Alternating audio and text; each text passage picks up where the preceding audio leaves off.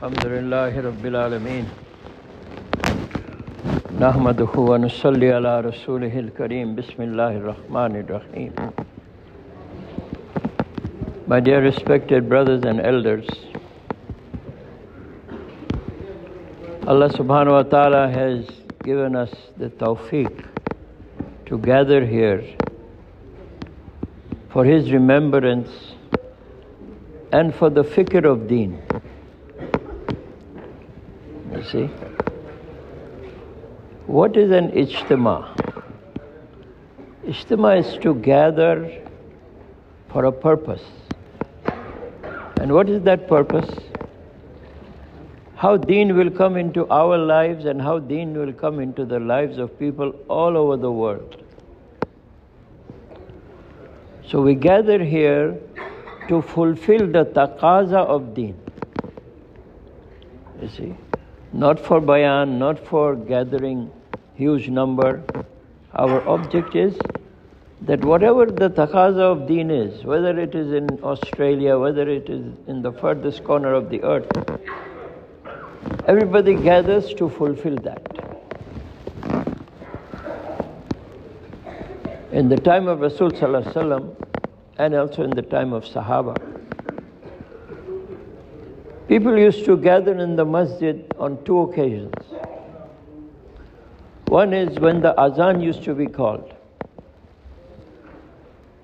Whenever they heard azan, the Sahaba, they left whatever they were doing and they came to the masjid.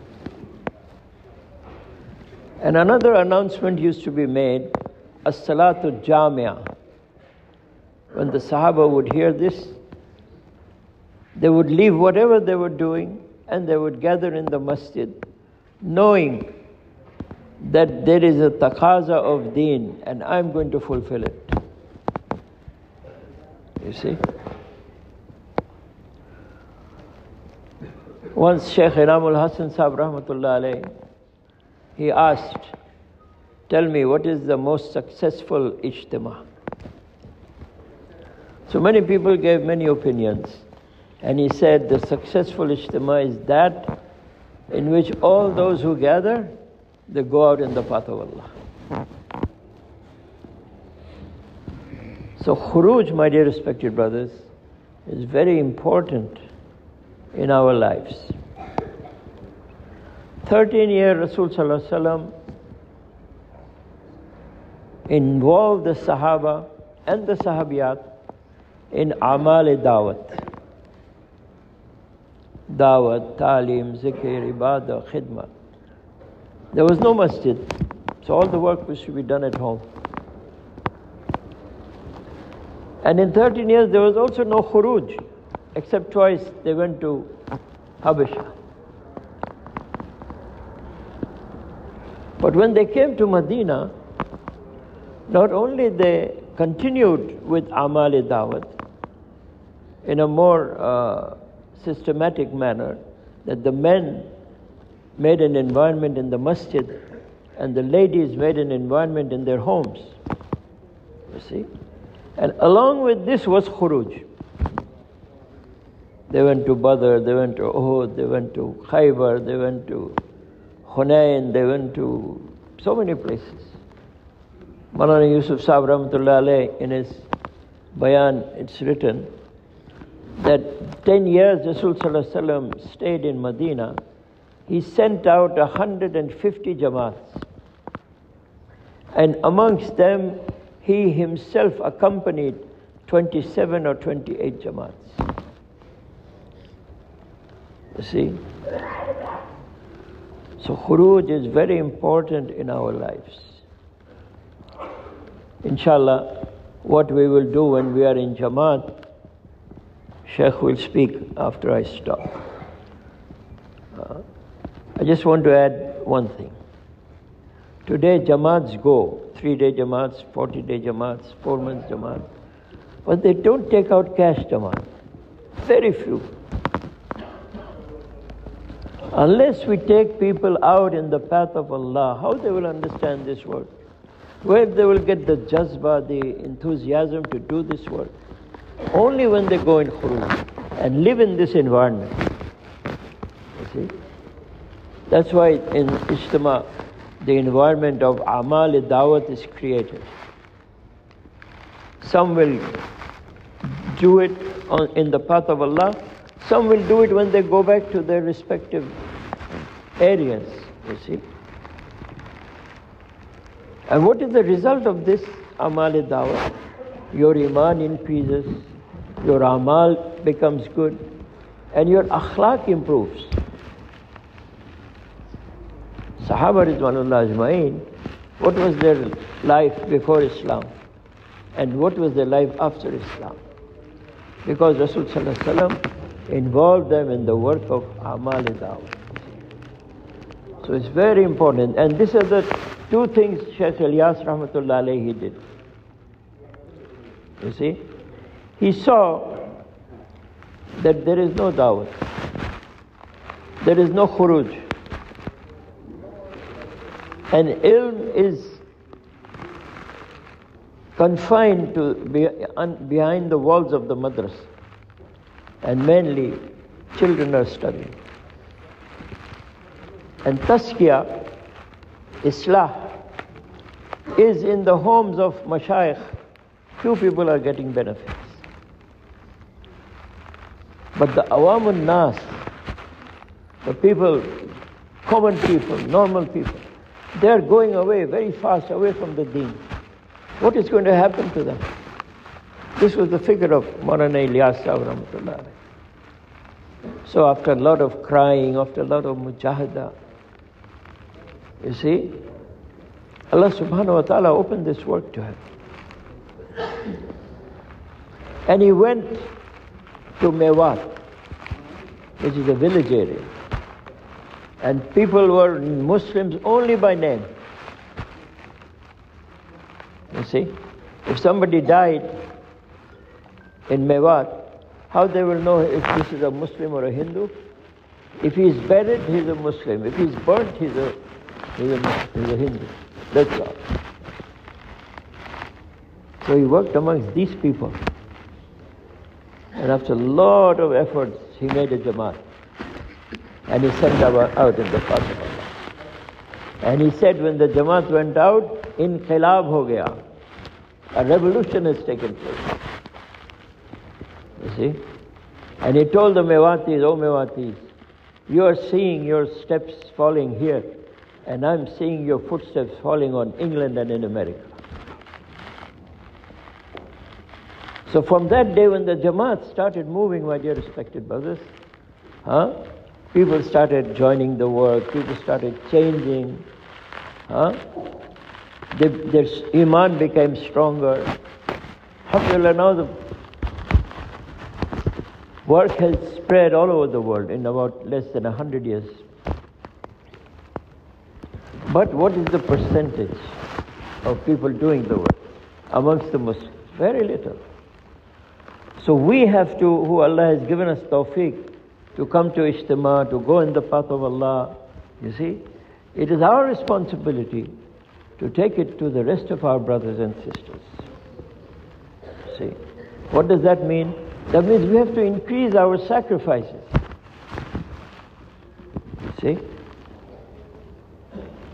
We have to spend less time behind the dunya and more time the work of deen. Sahaba Ridwanullah Ajma'in, where they spend their time, where they spend their money. Because this is very important. Why? Because Allah subhanahu wa ta'ala has announced in the Quran, I am pleased with them and they are pleased with me. So if we want to please Allah subhanahu wa ta'ala, we don't have to go into any new research. Just follow the Sahaba. See what their night was like, see what their day was like. That's why Maulana Saad Sahib Damat Barakatum, he's so emphasizing, everyone should read Hayatul Sahaba, so that the life of the Sahaba comes before us. And we can take examples from them. So as I was saying, they used to spend 4 to 6 months out of Medina in the path of Allah. And when they used to come back, They used to give half the day to their job and business and trade, and half the day to the masjid. And half the night to their wives and children, and half the night to the masjid. So how many hours for the masjid? 12 hours. 6 hours in the day, 6 hours in the night. How many hours do we give to our masjid?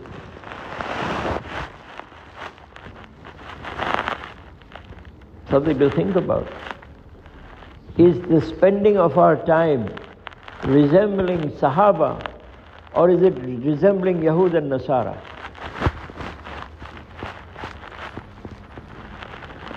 Similarly, money. Where do they spend their money? They spend their money going in the path of Allah. They spend their own money. They spend their money on the new Muslims who used to come to Medina to learn Deen. They used to spend money on the poor people. They used to search them out. Then they used to spend some money on their families. And lastly, they used to spend on themselves. And today, what is our condition? What I will eat, what I will dress, where I will stay, where my wife will eat, what she will dress, what my children will dress. We don't go beyond that, hardly. So, alhamdulillah, Allah subhanahu wa ta'ala has given us this work, my dear respected brothers. We should have qadr for this. Aisha radiallahu anha said that the Quraysh, they did not make qadr for deen. So they became mahroom, they were deprived. How? Allah gave them Kaaba. Allah gave them Zamzam. Allah gave them Rasulullah sallallahu alaihi wasallam. Rasul sallallahu alaihi wasallam was from Quraysh. But because they didn't make qadr, they did not respect them, they did not take care of them. What happened? Rasul sallallahu alaihi wasallam made hijrah and went to Medina. So they lost Rasul sallallahu alaihi wasallam. And in Fatah Makkah, the keys of Kaaba came from the hands of Quraysh to the hands of the Muslims. So they lost the Kaaba.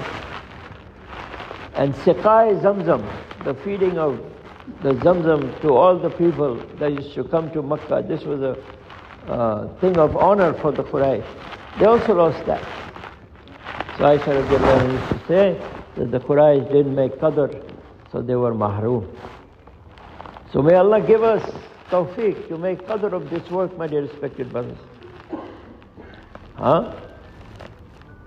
May Allah forgive, may Allah forbid that if we don't give due time and money and energy to the work for which we have been sent,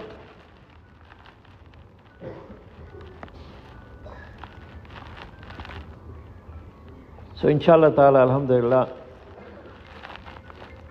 Ijtima is only 3 days, but the work is 24/7.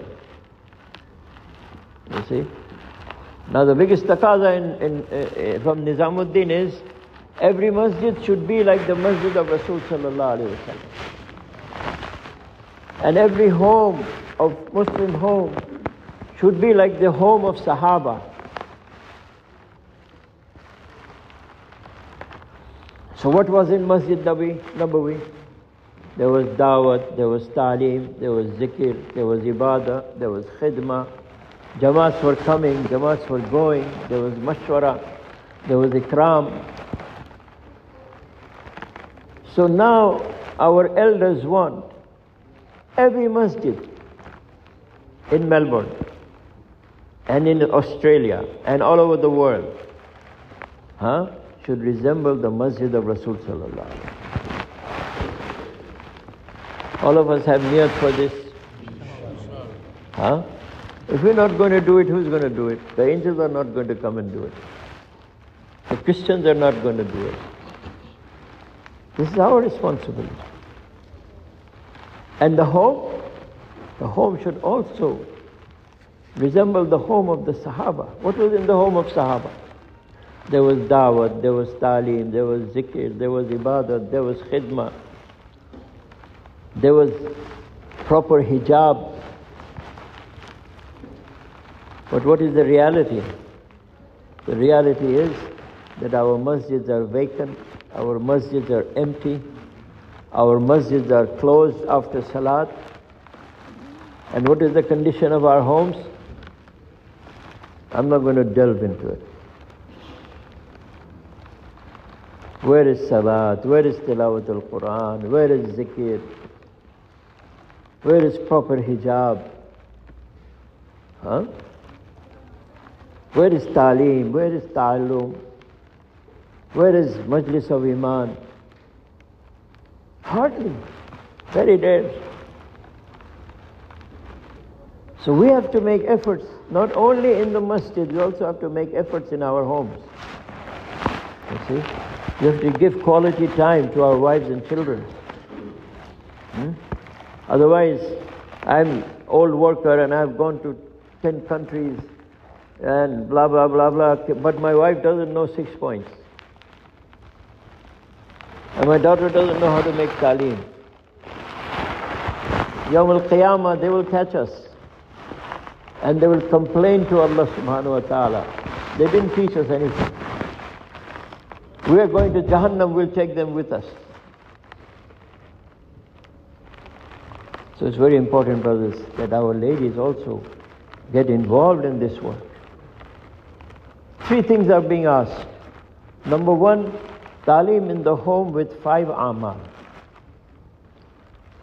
Reading of Fazail, books of Fazail, muzakira of the 6 points, tashkil, homely tashkil amongst ourselves, and mashwara and tajweed of Quran. These 5 things we do every day with our wives and children.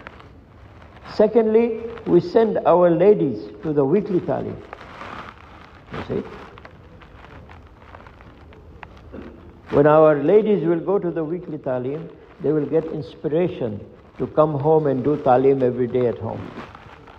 You see?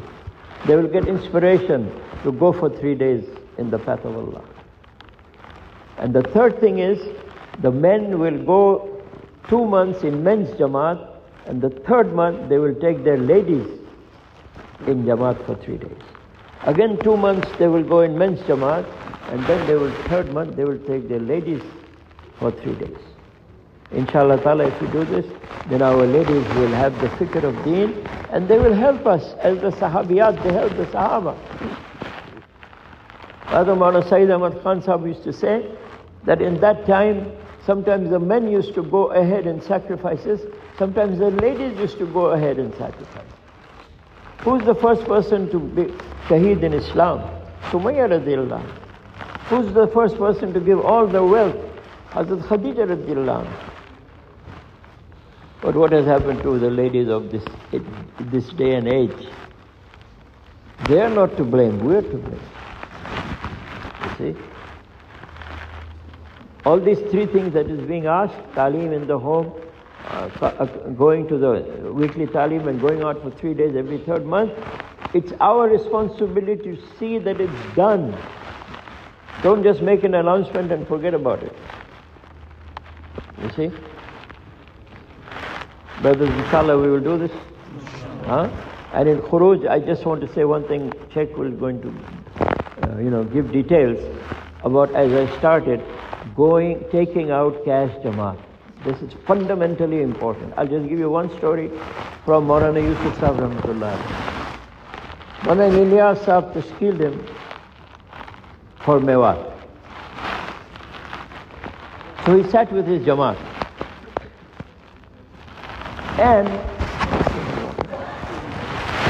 And he said, I have 2 conditions. Whoever will fulfill these 2 conditions, they can come with me. Otherwise, they don't have to come. Chef, what is the condition? He said, whichever mahalla we go to, if cash jamaat doesn't come out, we will not eat their food. Everybody said, we are ready.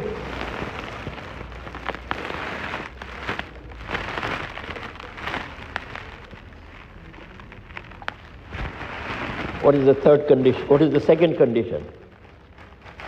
He said, if cash Jamaat does not come out from any mahalla, we will not eat their food and we will not eat our food.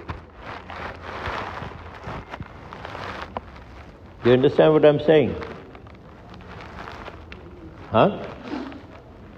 If cash Jamaat does not come out, we will not eat their food and we will not also eat our food. This is the importance they had for cash Jamaat. So when Maulana Ilyas Sahib heard this, that sometimes 1 or 2 days goes by, they don't eat anything because cash Jamaat is not coming out. So he said to Maulana Sayyid Ahmad Khan Sahib, go and see what Yusuf is doing. This story Sayyid Ahmad Khan Sahib told us. He said, along the way, I was making dua to Allah, Ya Allah, I'm a weak person. If I don't eat one time, I fall sick. What's going to happen to me? But when he went there, mashallah, Jamaats were going out and food was, plenty. So Maulana Yusuf told him, you are now coming now. Why didn't you come earlier when we were not eating for 1 or 2 days? He said, this is the work of Allah. Allah knows I am weak. That's why now He's giving us Jamaats and we are getting food on. So brothers, my request, just those, who are the people who are going khuruj from this, in this majlis? Oh, not many hands. Wherever you go, don't leave the masjid till you take out cash. That should be our azam. And do the local work, do the Masjid Abadi effort and demonstrate it to them. And the rest of us, all of us who are going back to our places, please, my dear brothers, you see, establish the work in the masjid and establish the work in your homes. Inshallah, we will do this. We all have made niyat, inshallah. May Allah make it easy for all of us. Maulana, aye. He said half an hour. I didn't take more than half an hour.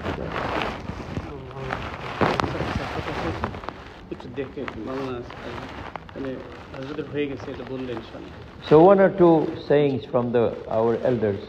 You see, brothers, this work. But Maulana Sheikh Abdul Wahab Sahib Rahmatullah Alayhi, who was Amir of Pakistan, he used to say, Allah kisse kaam dega? Allah will take work from whom? Then he used to say, jo ye kehta hai ki main kuch nahi. The person who says, I am nothing, Allah will take work from such a person. You see? And the person who says, I am something, I am big professor, I am big alim, I am big, old worker. He says, in this there is smell of kibr, arrogance. And about kibr, it says in hadith that a person who has kibr, as much as mustard seed, he will not get the fragrance of Jannah. And the fragrance of Jannah is going to come from 500 miles. Rather 500 years, 500 years. So the person who thinks I am weak, I can't do this work, Maulana Yusuf Sahib Rahmatullah Alayhi used to say, hum to is kaam ke bigadne wale hain. I am the person who is spoiling this work. So inshallah ta'ala, wherever there is love and respect amongst the brothers, alhamdulillah, the work goes on. And when there is not, we start finding faults with each other, we start, blaming one another, then the work goes down. So inshallah ta'ala, brothers, we have to be careful about this, and we have to take care of the work, and we have to see that the work doesn't suffer because of me. See? It's the work of Rasul Sallallahu Alaihi Wasallam. And lastly, we have to make this work the object of our lives. Make this work what? Huh? The object of our lives. We've not been made for shop, trade and business. If you have been made for shop, trade and business, please give me the daleel. We've been made for the work of deen. We've been made for the work of Rasulullah sallallahu alaihi wasallam. So from today we all make niyat that we'll make this work the object of our lives. Inshallah? Jazakallah khair. Somebody move me to the side.